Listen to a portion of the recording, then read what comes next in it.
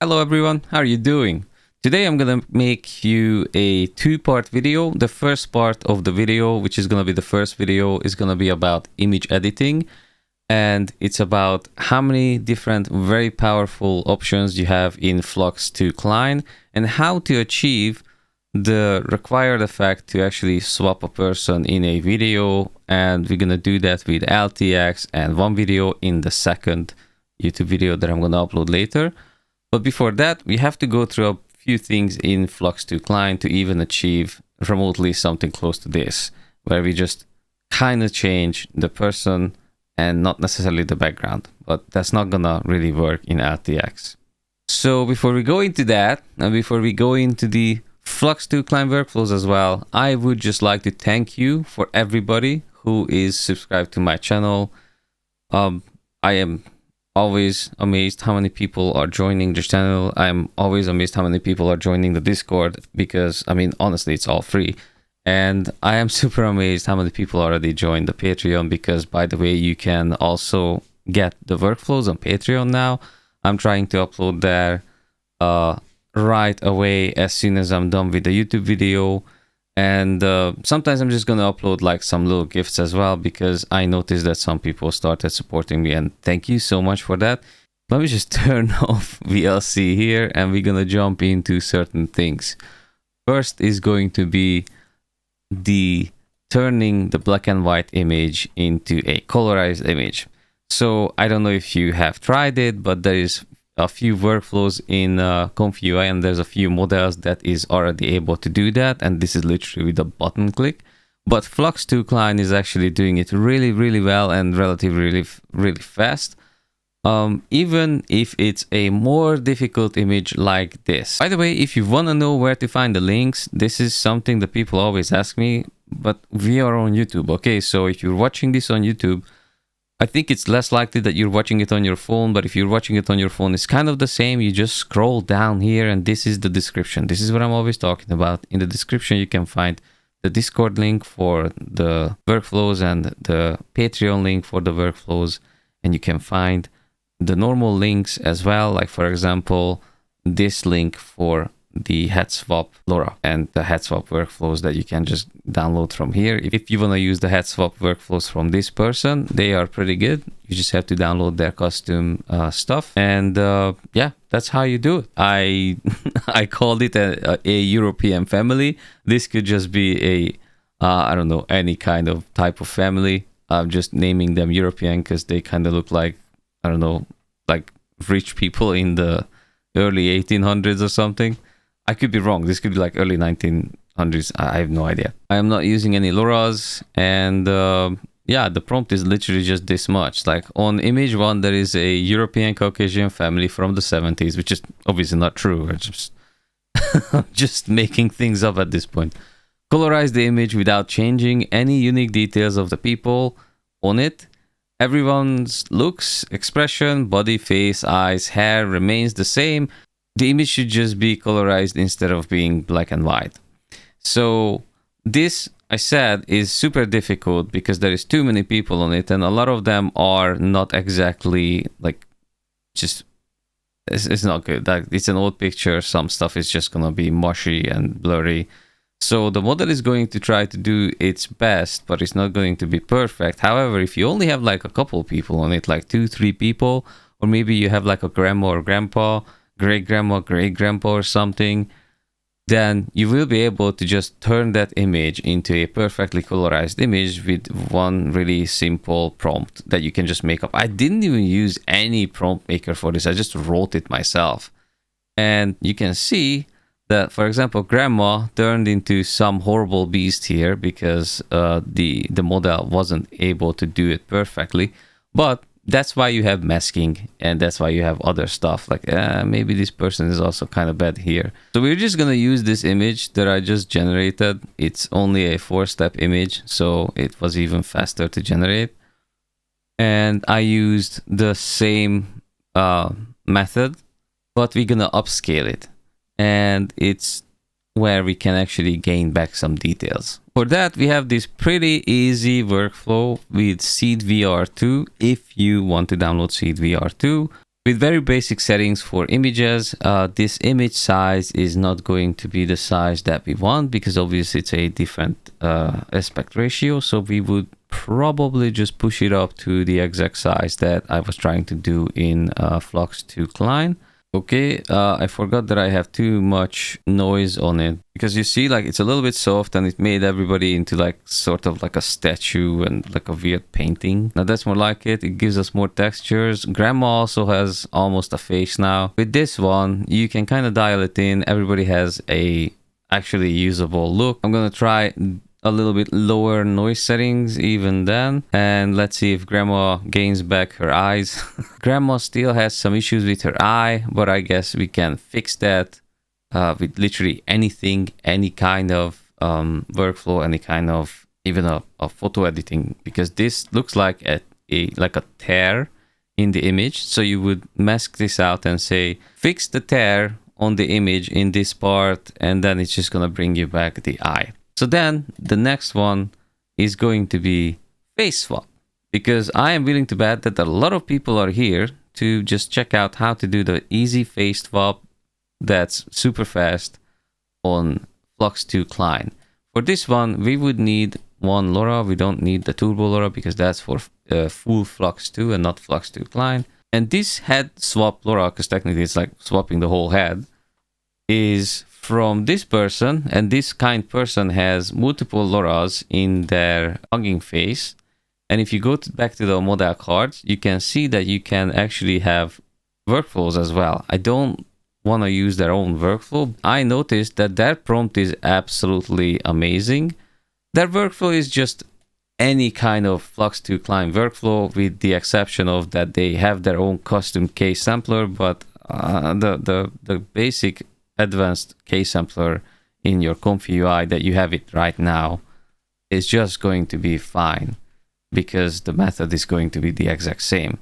So when you paste in the prompt and when you have the face swap LoRa, then you can add the faces. Keep in mind that you just read the freaking thing, because it matters which image is going to be what image.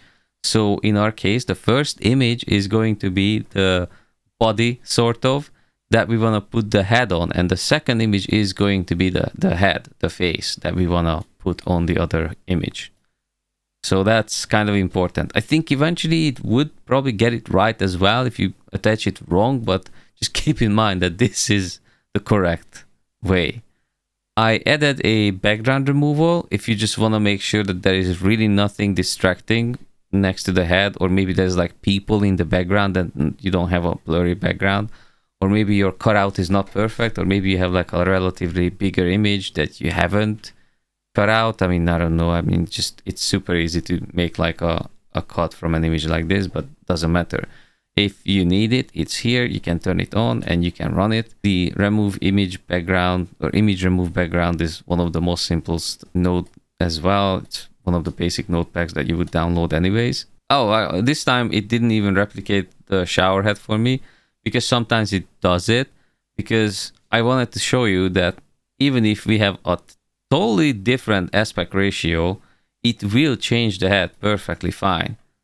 And what I also wanted to let you know that, because I intentionally left this high, because I wouldn't recommend using it too high, because technically it would just kind of start making the skin details disappear.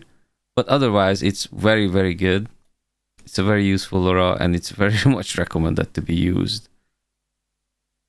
So yeah, this time it kind of doubled our shower head, but the skin details are way better. And we have more of the whole body, and it's more like a selfie type of image anyways. If we want to use the same aspect ratio that we have on image 1, like a vertical, doesn't matter, it's going to use the same exact aspect ratio, then we would just need to do, oh, by the way, you can turn this off so it doesn't use like a smaller version of the image. And then you just run it. And you can see that the size is going to be width 1088, height 1920. And we have the exact perfect same aspect ratio. It didn't mess with anything in the background. it framed her perfectly, and the face and the skin is also really, really good. So this is your face swap workflow. Why am I showing it this way to you? Well, this is where the video that I showed you in the beginning comes into place, because there is way more to Flux2 Klein than just head swap and image colorizing and small local editing that I showed you last time with the masking. You can change poses as well. There is going to be a way to change the pose and the head, but that is kind of mixing the images together, but it's going to be relatively good. So with this prompt, this is a more basic prompt. I wrote this prompt myself. I didn't use anything. I just kind of used parts of the head swap and just reformed the whole thing. And as you can see, the two images that we create this way are very similar. Like, it actually doesn't touch the background, and it just changes the head. You even see like parts of the makeup that's here, and yeah, obviously there's like a little bit part of that hair that we have here on this woman, but it changes the face really, really good. Okay, I mean, the lighting kind of changes her tone, like skin tone, but just only a little bit, because she's like standing under a reflector or something, like a really, really strong light. This is also really good. And we just used the head swap LoRa on a 0.45 strength, and we just used a relatively good prompt. It's not even the exact same prompt that we had before, but it's good. It is perfectly made for this type of image. I kind of just tailored it for this type of image, but I think it should work on a lot of type of images. This is one of the things that you can do where you cut out part of a video and then you put the person's face into that one frame, because the comment was specifically curious about how to replace one person in a video, but only just swap the heads. So that's how you do it. You want to make a music video where you are the main character and you want to change your head with someone else's? Well, this is how you do it. There is also something where you want to just inherit the position of the person. Like, let's say you want to inherit the position of this person, but you want to change everything. Like, you want different people, you want different background, different foreground, different clothing, everything.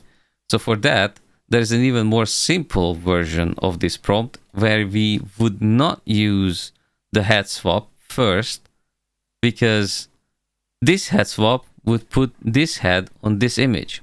What we want to do is protect the identity of this person, because we want to have this person do the exact same thing as this person, but don't change anything else. So that's why we would run it this way first, without the head swap LoRa. And why am I saying without the head swap LoRa? Well, because later when it creates the image, and let's say it does like a Flux2 Klein type of thing, where it a little bit mixes together the two people. In our case, it didn't really do that, but if it does it, we can still use the head swap, and for that, we would load this image up here, which would be our base image, and we would load this image up here. So we would replicate the image likeness of this person on this image. If it's not good enough what we made. I mean, I guess this is like a 95% accuracy, but this would be the 100% accuracy, because like it changed the eye color a little bit, and I think it changed, well, I don't know, maybe it changed the lips just a little bit. So I would run like another head swap on this that way, literally just put this image here and this image would go here, and then do the whole head swap with the LoRa, and then you would get the exact same results. And you would get the same pose as well. Why do you need the same pose? Well, you need the same pose because you have to recreate the exact first frame from a video what you want to copy. That's why I copied this image from that video that you saw in the beginning, because that's how I actually achieved this video. And as you can see, we completely changed everything, but for that I literally had to replicate the first frame from the video. This is a LTX version, and I am going to show you those things in another video because this video is already like really long. Come back in like 1 or 2 days if it's the day of the upload of the video, and if you're watching this from the future, welcome to my channel. I can recommend you maybe subscribe or follow me on Patreon or join the Discord, or maybe do all of those things if you would like to. All of them are free. And check out the next video where I'm gonna show you how to do this in the video and what kind of prompts to use. Do you need any LoRa, and which type of video editor to choose, because there is one video, there is LTX video, there is too many type of things these days. Thank you for watching, and I hope I could help you. And if you don't need any help for the video part because you already have those things down, well, go for it. Bye.